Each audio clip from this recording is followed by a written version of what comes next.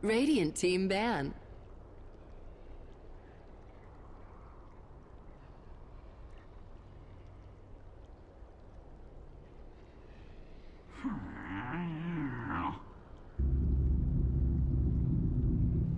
Radiant team ban.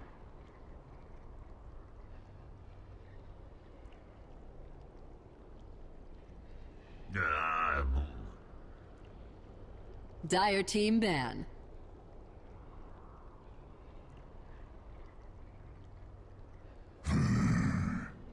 Shadow Fiend. Dire team pick.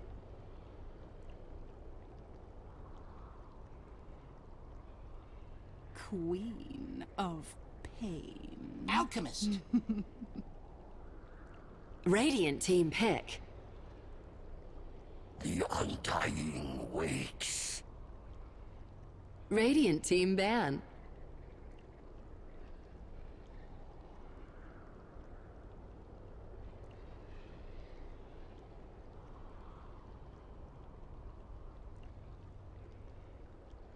Ten seconds remaining.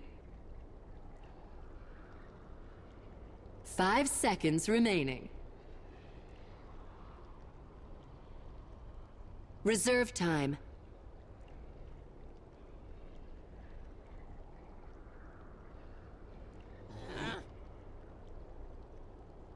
Dire team ban.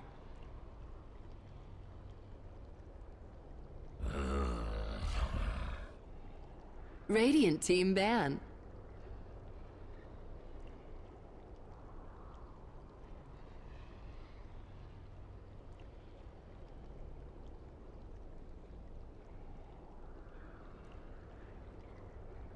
Ten seconds remaining. 5 seconds remaining.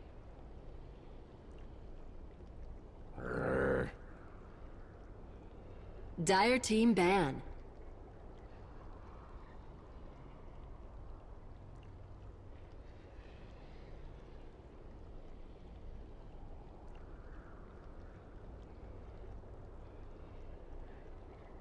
Ten seconds remaining. 5 seconds remaining. Ah, come on. Dire team pick.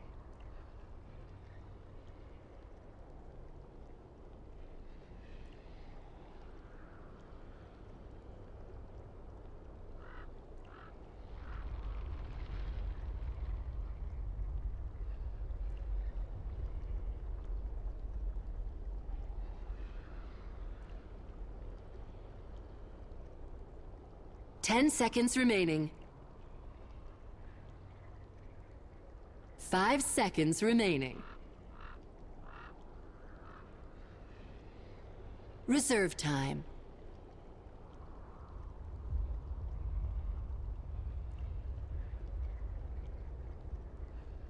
Winter Wyvern. Radiant team pick.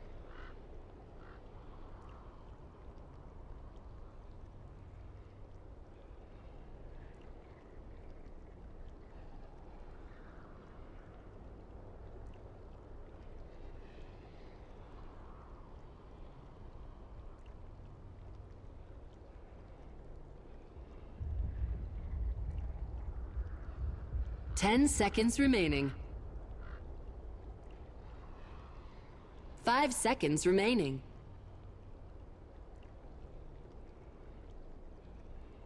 Reserve time.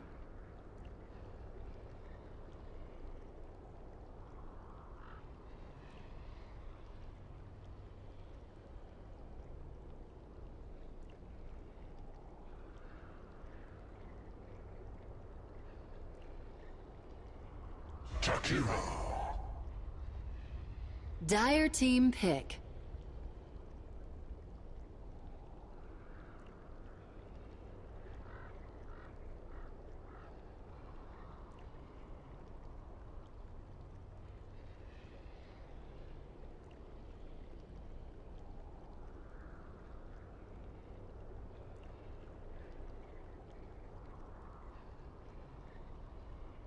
10 seconds remaining. 5 seconds remaining.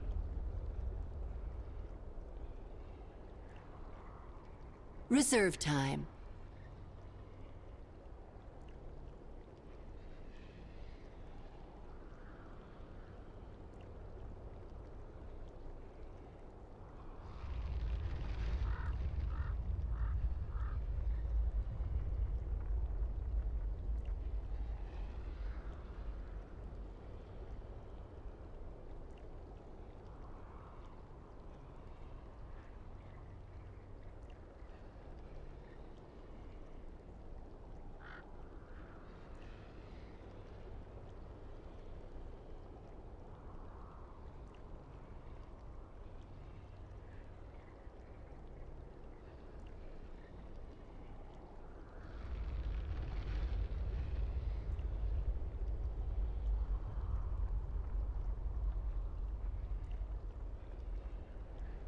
Witch Doctor! Radiant team pick.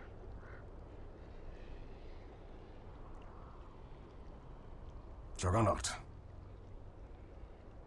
Dire team ban.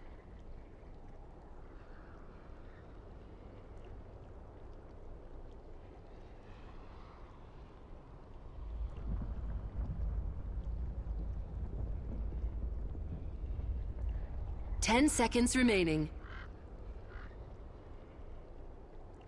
5 seconds remaining.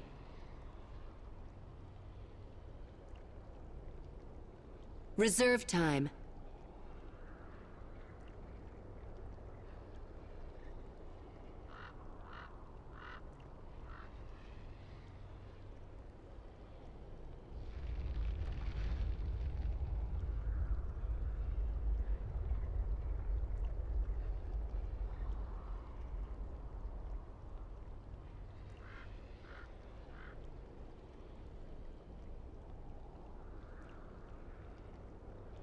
Ten seconds remaining.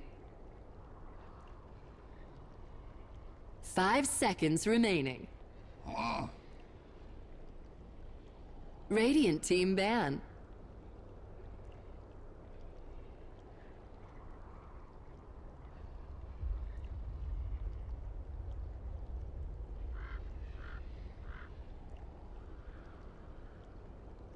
Ten seconds remaining. 5 seconds remaining.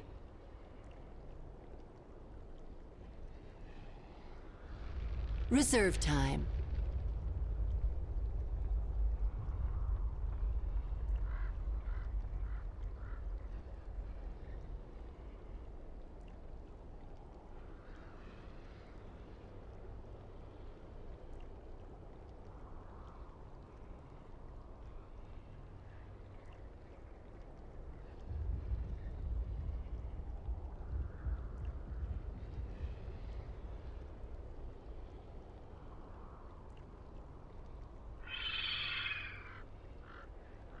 Dire team pick.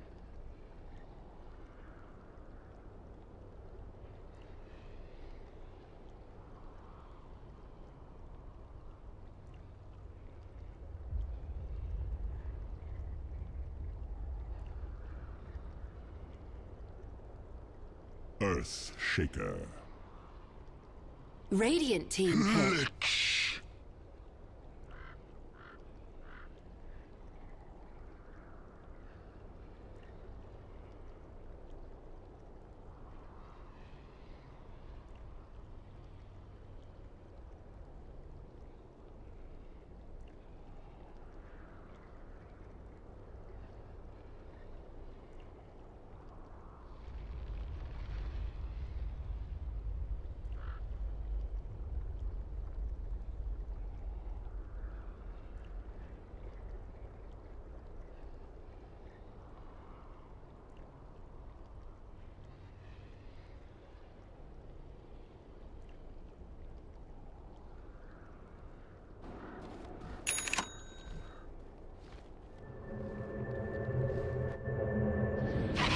Prepare for battle.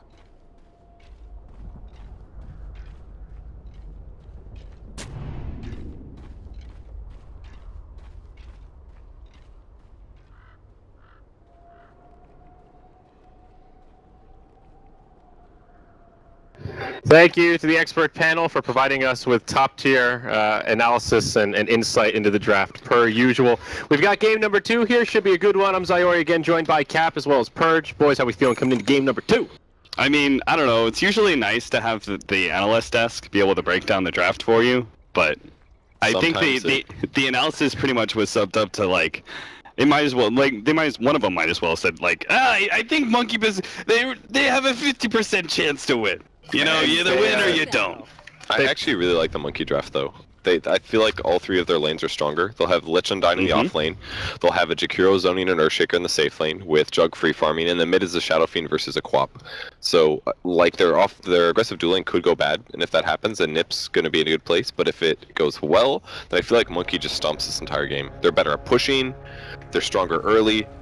Like the Alchemist is maybe a little bit of an unknown, and their rotations could be very good with Earthshaker and Witch Doctor and Winter Wyvern. But I just like the Monkey draft a bit more.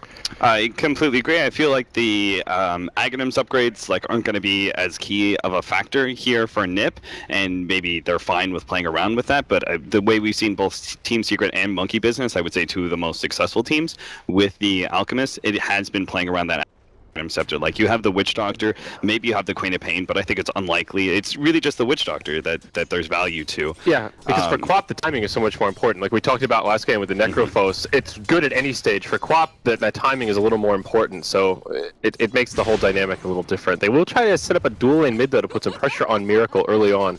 He also gave him the bottle as well. Era grabbed that bounty rune and immediately passed Limp a bottle. So with that block and the babysitting going on mid, I think Limp is going to have a pretty easy time here. Yeah, I was looking at this draft and just going like, I felt once again NiP would have to get some like really surprising last picks to me in order to win the draft, because I was looking at the scenario and going like, what offlaner is actually going to take advantage of the minus armor that they're running, the potential Aghanim Scepter, and I couldn't really see an offlaner that would change my mind about the fact that Monkey Business won the draft. And the Earthshaker definitely doesn't change anything for me. Like the Earthshaker's a good pickup, but I still feel like it's just not going to be enough. Like, yeah, he's a good initiating hero against heroes like Juggernaut and SF, who are relatively squishy, dependent on their magic immunity, and the Chain Stun of the Earthshaker can do a lot for you, but I think that's asking too much of an Earthshaker offlane. I feel like he's kind of like a band-aid type solution to trying to stop the siege potential of Monkey Business. But you've got the Liquid Fire, you've got the Healing Ward that can sit in the back with the Shadow Fiend, especially if he has an Aegis to just stand in the front and kind of chip at tier 3 towers. We'll see Jonas in the bottom lane in a lot of trouble. Easy first blood for Big Daddy No Tail. Blade Fury under the tower, and we'll see if he can make it out here. No TP scroll. He's just going to eat through the trees. This is kind of awkward here. They find. Oh. Well, he made a path for him. Oh dear. Oh my. He's just going to walk away. Easy as that. Well, they may still be able to get, like, if they get a really good cask and a fissure. Nope. No. Okay, there's the fissure. Oh, he keeps canceling. Oh no! Oh my god, that should have been such an easy escape. Did the fissure just barely block it, and that was the pathing there? Yes, okay. There's no way. Like, Big Daddy No Tail was looking at that and was like, I'm fine, I'll just run through this area, but it just...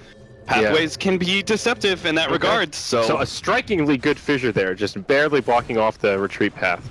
No, nicely done. That'll level it out. Earthshaker's almost 4 now. Yeah, that was a pretty big gain.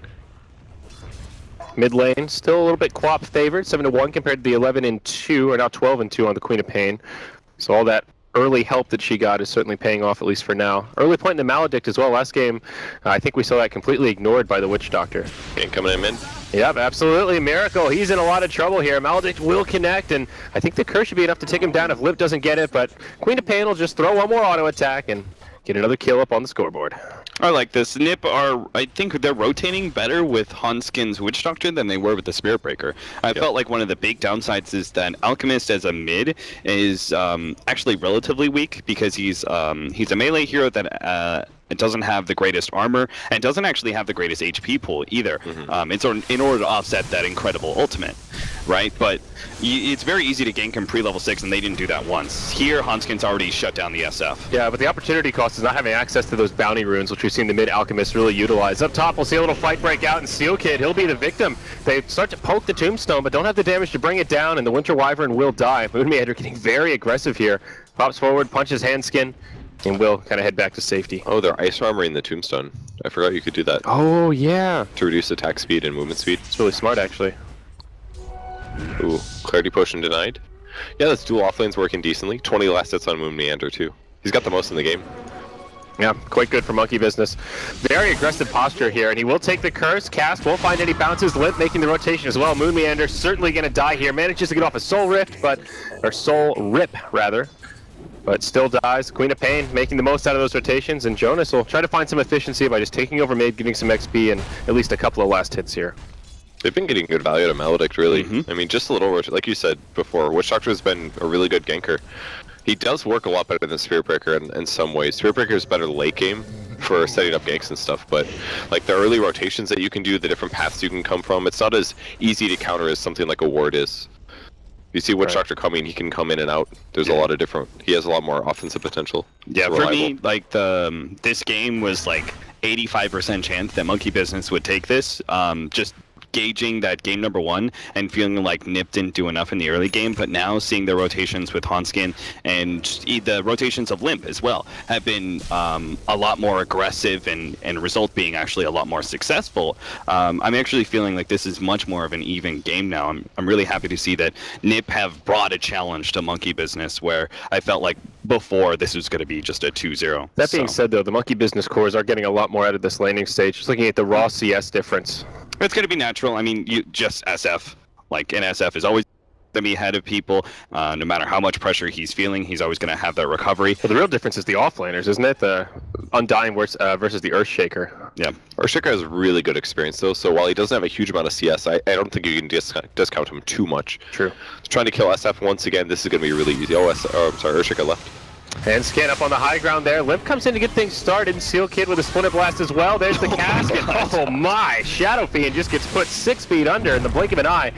Now Fly trapped on the wrong side of the fissure, but it really makes no difference. Rotation from Jonas and Fan makes it an easy gank. It's a 2 for 0. Nowhere is safe. Have you seen a successful gank in that position from a Witch Doctor? Like, the range is so limited from that cliff area. Yeah. It's so rare to actually see that kind of like cliff advantage come to fruition. It's only heroes like Winter Wyvern and Tusk that are really able to utilize that Radiant side cliff. But down bottom, Monkey Business making the most of it, putting a lot of pressure on this tier 1 tower with the Liquid Fire, the Healing Ward, and now Big Daddy's taking over as the leading last hitter at 36 CS. But going back to your point about the offlaner, this is one of the big downsides of the draft of NiP is that once again I felt like they didn't draft a hero that could deal with the Undying in the laning phase. Yeah. They're doing better this time around, obviously.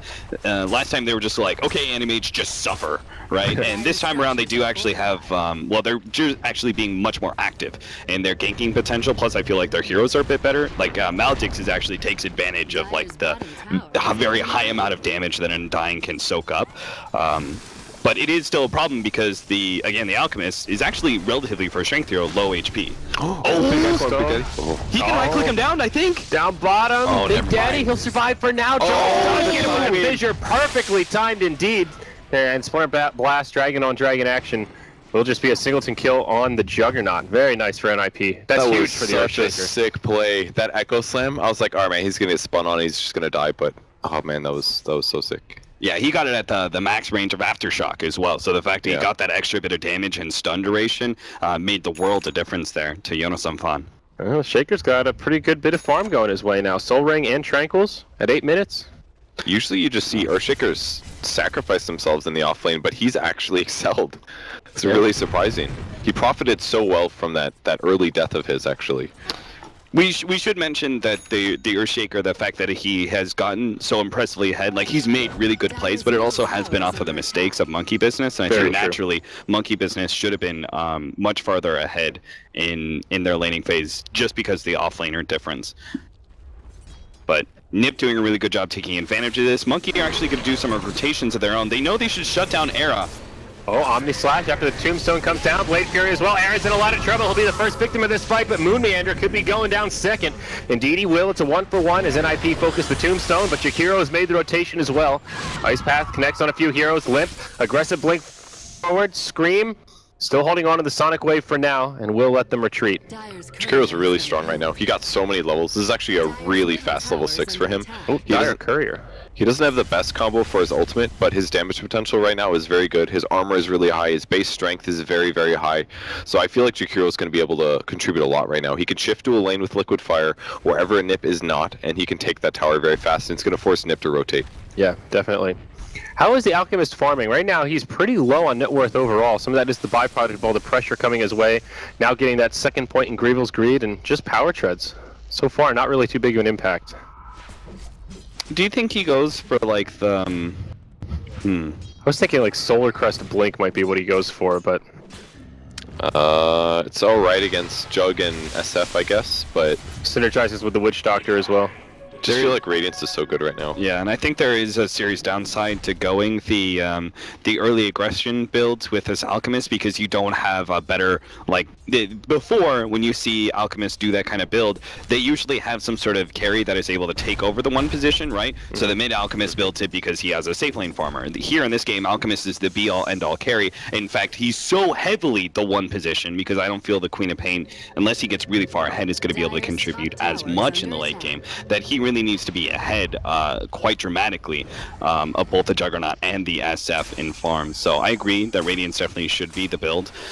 There's also the downside. You have to remember the Ice Armor, which makes your Unstable Concoction nuke, that whole idea of minus armor mixed with physical damage nuke, a lot less viable. That's a really good point as well. We'll see a smoke rotation from NiP here. They'll find the initiation onto Miracle. Fissure will block him out. Channels the ultimate, gets off the double Requiem, does a decent bit of damage, but his teammates are nowhere to be found, and it will just be a quick pick for NiP. On scan, could be walking into the danger zone here. Big Daddy does have an Omni Slash available, but can't get into range. And now it is Monkey Business that will retreat to behind their tier 1. I don't think he can take this fight right now. I mean, they did some really good rotations and stuff like that, but if they keep getting their heroes picked off, then it's not going to work. And NiP is rotating so much better than them right now. It's not necessarily that they're super far ahead, it's just they're rotating better. They're showing up where or where Monkey doesn't expect it, and they're getting those kills. And I think they're in a way that aggression is now forcing Monkey Business to do what they're doing now. Like, they can't just sit back and tank all the ganks. They have to actually try and be aggressive of their own. It is going to be the medallion builds. This may just be the tank build. I'm not actually sold on the Blink Dagger. Like, unless he plans on just hunting down the SF a lot, I don't see that much value in it. He may just go like the Solar Crest, like get the tank item and maybe. What was the build from Eternal Envy? I think he went Crimson Guard, but I don't see any. I don't see enough value in Crimson Guard for this game. I guess he did. I mean, just getting a simple medallion at the start, I don't think is terrible. Yeah. Because it will increase your jungle farming speed by a lot. You put it on the bigger of the 2 creeps. That one dies a lot faster, similar to the smaller one. And just going into Radiance after this, I think, if he's jungling a lot, I think it's a great build. Maybe he needs a quelling as well, though, but I feel like not that many elks by quelling. At best, on Dire side, it does give them some Roche potential if they are able to get a few pickoffs. Yeah, at best, if you're going to go another stat item behind the Alchemist, I almost feel like SNY would be the item, just because it's a decent all-around and relatively cheap to build into. And one of Era's favorite items, that's for sure. Yeah, but I agree. I think Radiance should be his next choice. No, there's too much value in Solar Crest. You don't just go just the medallion. Really? If anybody's thinking that, I think so. You've got two different it's half of a relic though. Like the value on it is great if you're fighting, but what about the farm value that you get out of Radiance? It makes your next item come in like 3 minutes. 4 minutes. Yeah. And the team fight is so good. It's half the evasion. Actually, it's almost all the evasion. 17% versus 25%. Yeah. Like, I feel like delaying it by 1800 is maybe too much of an investment if you're not going for that. I'm fully sacrificing build. Too high up of an opportunity cost. We'll see initiation here on the Moon Meander. Winter's Curse to get it started. The follow-up Sonic Wave will be enough to finish him down, as well as the Death Ward from the Witch Doctor. Now Omni Slash bounces around, does some decent damage to Seal Kid. Chain Frost is well doing now big damage to Seal Kid. He falls to the Macro Pyre of the Jakiro. Big Daddy locked in the tree line. He'll be the next one to fall. 2-for-1 so far as Fly tries to TP home and Echo Slam. I'll finish him off. Jonas and Fun getting another one. Make it 3 as NiP take a big fight in the top lane. The fact that Jonas is about to pick up a Blink Dagger probably like 15 and a half, 16 and a half minutes in is incredibly impressive. Jonas has always been, I feel, one of the more standout players of NiP. He is oftentimes like the biggest playmaker on their team, whereas I feel like Limp's performance can be a little hit and miss sometimes, and Era is obviously, as all carries are, a bit more dependent on farm. Jonas is able to do a lot with very little, and you're seeing it here. Like, this is a really insane performance. I would have guessed, if I looked at the laning phase setup and the way this game in my head would have gone, I would have imagined like a 23-minute Blink Dagger. It's going to be 14. But yeah, 14-minute Blink Dagger is pretty absurd. That's so fast. I found the Jakiro Macropyre setup's done. It's Cold Embrace. Yeah, that's true. Exactly right. Never thought about that counter before, but it's decent. It basically counteracts the heal. Yeah, and then when he pops out of it, you can just lay down the ice path, so it's a guaranteed stun immediately after. It's like, wait, I thought ice was good for me. Yeah. Omni Slash on cooldown here, but Big Daddy will wrap around behind the tower, give Era the chop just to scare him off, to make some space for his team to continue sieging this tier 1. Liquid Fire doing some pretty good damage here, now maxed out by crit. And this will be an easy tower kill here for the Radiant. Pretty standard build on Jakiro. Been seeing this for over a year. Yep. Crit oftentimes will max out his Ice Path second, just because they do push and team fight a lot. If you're playing more of a passive Jakiro, it's generally better to max out Dual Breath. So, but since they are pushing and they have a great push lineup, it's going to be Ice Path for sure. Dual Breath is one of those really like diverse spells that scales really well if you want to max it, but it's also just a one-point wonder because it has such an amazing slow at level 1. Yeah, it's really not bad at all. 28% for 5 seconds. Damage over time can be useful just to interrupt things like bottles or Blink Daggers. There's a lot Solar of good things. Crest. Okay. What's up? All right, I'm wrong. I would say that for me it was the fact that there was 2 right-click cores that I think the Solar Crest has a lot of value in it, but I think you make a good point, Purge, in that there is like so much value in the Radiance that now they have to fight, I think Arrow would probably consider going for the Radiance and just having the medallion if it wasn't for the fact that they're fighting so much. Oh, now they find Miracle down bottom. The Orchid comes out, as does the Sonic Wave, but so far they don't quite have the damage to finish him off. Omni Slash from the backside does a lot of damage to Limp. The Queen of Pain falls first in this fight. Now the mech used by Monkey Business will help heal up the Shadow Fiend, and Steel Kid will be in the danger zone. Not even going to be able to Cold Embrace, and wouldn't have saved him anyhow. A 2 for the other way here is Monkey Business. Get a couple up on the scoreboard, and all of a sudden Shadow Fiend taking over as the leading net worth carry. I feel like the Winter Wyvern actually had an opportunity to Cold Embrace the SF for the kill.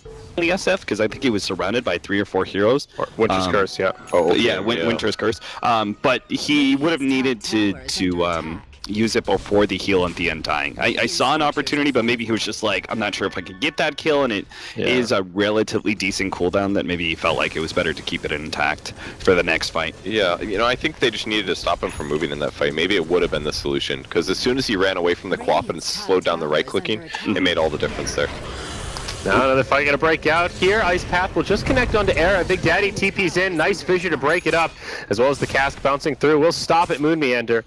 But the defensive stun's enough for NiP to make a clean disengage. I'm sure Monkey Business knew, but that was also the reveal of the Blink Dagger, right? When he did that very awkward blink forward. Yeah. So, yeah. Maybe he could have seen a better opportunity if he waited it out. I'm not sure what the blink forward was meant to do for him in that situation. Maybe they could have gotten that surprise, but at the same time, Monkey Business should know they've given up 2 kills to him in lane. He got the 3rd pick off on Lich in top. If you're looking at his farm, you should judge that he has a Blink Dagger before 20.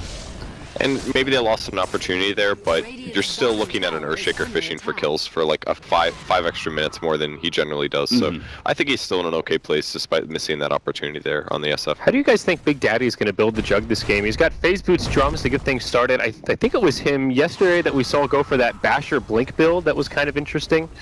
I wonder what he's going for here. I've seen a lot of blinks in China. Yeah. On jugs, and Battle Furies as well. They built Battle Fury a lot, but I don't know if they need a Battle Fury to go late game since they already have better late game with both SF and the jug. So maybe just standard build. He could go SNY Scotty or something, or Blink Basher. I don't think it's terrible.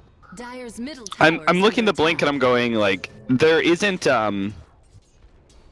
I think there's less value in the Blink Basher for you to be able to take out like one of the cores, but there are a lot of high impact supports. Like both the Winter Wyvern and the Witch Doctor are pretty high impact. I guess the biggest concern is that if you could get Cold Embrace countered. Oh, here we go. Fight gonna break out in the Radiant Jungle. Limp blinks forward first. Orc get on to crit, but there's the Omni Slash. They bring down Limp first. They'll trade 1-for-1 with the Jakiro. Seal Kid stuck in the tree line. Will try to TP out, but no. Big Daddy gets the Blade Dance proc, and will find the kill. A 2-for-1 as NiP are the aggressors. They get shut down and open up a Roche possibility here for Monkey Business. NiP just keeps assuming that heroes are going to be solo, and the response time of Monkey has been really good. And I think it's because they've been moving together a lot. I haven't really been watching that aspect of it, but it makes a big difference against a gank lineup like NiP has. They know that NiP isn't going to do as well super late game, so they're farming a little bit less efficiently than normal because they just stick around each other, and it just keeps paying off. Here we go. Roche goes down. Jonas may be thinking about a Blink Echo, but he will hold it for now. Shadow Fiend grabs the Aegis, and NiP will just walk away after seeing that they didn't have any vision in the pit. Boy, if only he knew. I think that would have actually been a great opportunity for Jonas and Fun just to make that blind jump. Because I'm really concerned, like that one pickoff, I think, sets Monkey Business really far ahead, because then they're able to get the Roshan. I feel like that was one of the biggest advantages of running the Alchemist on Dire side, is that the Alchemist allows you to be able to make up for oftentimes a period of time where the enemy is stronger than you are because you haven't fully facilitated. He is going to go for the Blink Solar Crest build. Sorry, man, you were the most right here. Right. I was the most wrong, Cap was semi-right. Every so often you get him right, man. Been watching a lot of Dota the last few days. I don't think I like this build though, honestly. Yeah, I don't know that it's the best. It's just sort of what I thought it would fit the NiP style that they like to go for. I guess they can gank with it, and at least they don't have to worry about like a 4 protect 1 strat, essentially. They can just go around getting kills, and a stun is going to make a really big difference in these fights, but we should be able to see this based on a skill build. If he was going to go Radiance, he'd have more Grievous speed. Yeah. That's for sure. This will put you in a position where you have to get successful ganks, which he will not get here. Oh, Limp, he actually blinks forward, puts the Orchid on to Big Daddy, but Jakiro's there with that newly fashioned Yule Scepter right into the Ice Path, Macro Pyre, Chain Frost, they bring it down, but Echo Slam from Jonas on 4. Out comes the mech, Big Daddy's still alive, that Healing Ward is down and doing some serious work, they'll finally finish it off, but it may be too late. Ice Path will trap in Jonas and Fawn as well as Era. The Splinter Blast, yeah, it's not going to do much. It's going to be NiP trading 1 for 3. A close call, it seemed like the perfect Echo, but they just didn't have the damage. Well, we've seen this story from Big Daddy before. He is obviously very well skilled at micro, and that was something that he showcased last time they played Juggernaut, is that he always kept the Healing Ward up, and that Healing Ward in that position actually saved that fight so dramatically from Monkey Business. It goes to show you that the value in that ability. But NiP, I was surprised when Limp turned around and threw out the Sonic Wave. I was like, wait, what? Yeah, you could have blinked away instead, but he was obviously thinking, okay, I'm gonna die here, but the Echo Slam will win the fight. The problem is now NiP, like, because they committed to this whole entire ganking style build of the Alchemist, they had to actually get successful ganks. They had to win that fight, because now the Alchemist is just going to fall behind, and Alchemist on even grounds is not going to beat out an SF or a Juggernaut. Right. And again, they have no backup core to really take over the Alchemist's position. So I'm not sure what they're going to do now. I would almost say, like, you're going to get to a dramatic point where you may have to think about farming up an Aghanim Scepter on Alchemist and give it to the Witch Doctor just to try and stall out this game, because I don't see NiP ever being able to take control of this game now. After they got the pick off near Roshan, and then that failed gank at top lane, Monkey Business, for me, have like a 90% victory now. It's looking really good, definitely. It's also interesting to see the Yules on the Jakiro. That's not at all, man. That's standard as hell. Well, it was, but I brought it up the other day and somebody criticized me because of the range now. It's just so hard for him to get in and initiate with it, but it still feels really strong. No, it's still, I still feel it's absolutely necessary to have. It gives you a guaranteed Ice Path on somebody. It turns you from like a support that is all skill shots to having something reliable. Yeah, no, I totally agree. I'm glad to see it still being utilized. And this is what we were talking about earlier. This is Miracle just standing on the high ground with the Aegis, and they can slow siege this tower so easily. The Healing Ward right behind him. Crit will continue to lob in the Liquid Fires, and this is an easy tier 3, and there's not too much NiP can do about it. They do have the Echo Slam back available, but the Blink Dagger is getting broken by that pesky zombie, so he can't initiate. Here we go. Seal Kid manages to get off the Cold Embrace after the Omni Slash does big damage. It'll set up for an easy raise from Miracle. Now the racks are exposed. No glyph for the Dire. All they can do here is hope for the big Echo Slam. Jonas trying to line it up. He gets off the fissure, will block in Miracle. but still plenty of time on the Aegis. Guardian Greaves used from the low ground. Oh my Monkey God. Business are just handling this so well. Their sieging dedication is just so good. I mean, he they've still got hasn't died. Healing Ward, Ice Armor, Oh, the that's heal from Soul Rip.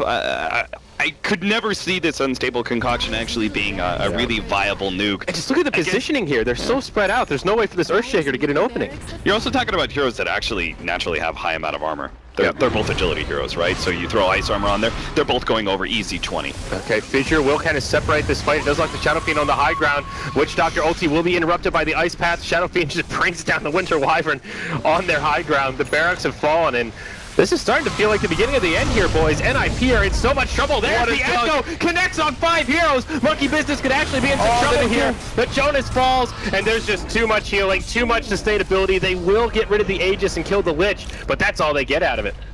Oh, that looks so good. Again, another great Echo Slam out of Earthshaker, but it's just not quite enough damage. If they They're hadn't through the tagged stun Witch lane. Doctor ult, maybe they could have done something there, but Handscan, he'll just get finished off by the Shadow Fiend. I felt like the Unstable Concoction was really short time too, because it did very little damage. Might just be Ice Armor though. There's also the fact that, I mean, that would have been like a potential wipe on Monkey Business if they had the Winter Wyvern. But the Winter Wyvern dying to the SF without being able to get off like a Winter's Curse earlier. Like that was, I'm not sure what happened. I didn't actually see it, but the fact that he died, and that's, you can't afford to have that. Like that is your only ability to defend the base at that point in time is getting a wombo combo. And you saw the way they had 5 heroes potentially with a good Winter's Curse after that Echo Slam, making sure there would be no like recovery heal, and they could actually take out some of the critical cores on the side of Monkey Business, and maybe they would have been able to outnumber the SF and take them down a secondary time. But it's just a combination of like, I felt like Monkey Business did win the draft, but now I also see places where NiP are failing to execute, and this is the NiP that, as much as I love watching NiP, they are kind of like almost hot and cold in a way. I think they're like, their team fight is great, but they just sometimes fail to find the openings. Winter's Curse comes out, but Jonas was put inside of the Yule's Scepter. He will get off the Fissure, but again with the sustainability, the Soul Rip, followed by the Guardian Greaves. Everyone's topped off. This is an easy fight for Monkey Business at this point. Steel Kid will get isolated off to the side in the Cold Embrace. They're going to be able to bring down Jonas. I mean, this Shadow Fiend is just massive. Witch Doctor gets off the ulti, but it will be interrupted there by the Chain Frost. 3-0. Monkey Business just shake it off as they head towards the Dire base. You can see on the mini-map, they're ready to go all in here. It was a good read by them just to smoke into their own jungle, because when you're that far behind, it's very common to farm aggressively and then wait for somebody to passively farm the safe lane, because the general idea is, well, they're probably either going to go 5-man mid to finish up what they started, or they're going to go passively farm for a little bit to wait for the next Roche. But instead they said, alright, they're probably going to farm our jungle, smoke in, see what we can get. It was a really nice play by Monkey there. Well, now Monkey just head to the top tier 3 tower. Dire side limited on options here. No buyback on the Witch Doctor or the Shaker, though they do have the Echo Slam when the Shaker comes up. Tier 3 falls, and I think this lane of barracks will be down before they can even use the Echo. Radiant's bottom tower is under attack. Well, this is the upper bracket, so if NiP falls here 0-2, they could still come back and make it to the major. Now Limp comes in, double damager on, pops the BKB, but there's an Omni Slash ready and waiting with his name on it. It take him from full to 0 in the blink of an eye as he dies once more without a buyback available. Oh boy. Yikes. NiP don't even like, I'm just looking at the scenario and going like, how can NiP actually come back? And I can't see like the perfect Echo Slam, perfect Winter's Curse, all of that. Go ahead. What is it? Ags on Alchemist, and you give it to Earthshaker, because Jonas and Fan keeps grabbing 5-man dunks, man. Okay. And he's always like 200 damage short on every single hero to kill him. And then SF as well as Juggernaut both buy Mantas. And they both pop their Mantas just before the Echo Slam with Agonist. And there's a lot of zombies there. Hey, Jung's got the Manta already, so we're halfway there, boys. All right. We don't have that X on Elk, though. No, he went for the Sanj instead, and now there's even a Crimson up on the Undying. You thought they were tanky before. They need a pipe, really. It's a little scary that they don't have a pipe, in my opinion. Yeah. The Crimson's great, but they have a Glimmer on Lich, I guess, but pipe is the only way that NiP gets kills here. It's all magic damage. You saw that unstable concoction with Solar Crested Shadow Fiend. He took like 100 damage. I was like, that's really disappointing. Yep. You stunned him, I guess. NiP move into the Roche pit, but Big Daddy, he just hops in, uses the Blade Fury straight away, and now this fight from NiP is broken up. Good ult here. The Winner's Curse comes out on a Big Daddy. The Echo Slam as well. They get the Lich as well as the Juggernaut. That's something for NiP. All their ults. Can they get some more though? Limp pops the BKB. Cold Embrace will buy him a little bit of time. Now BKB used by Miracle. Shadow Rays will finish off the Queen of Pain, and Steel Kid, he'll just die to right clicks. Miracle uses the ultimate. Requiem of Souls will connect on 2. Era with nowhere to go.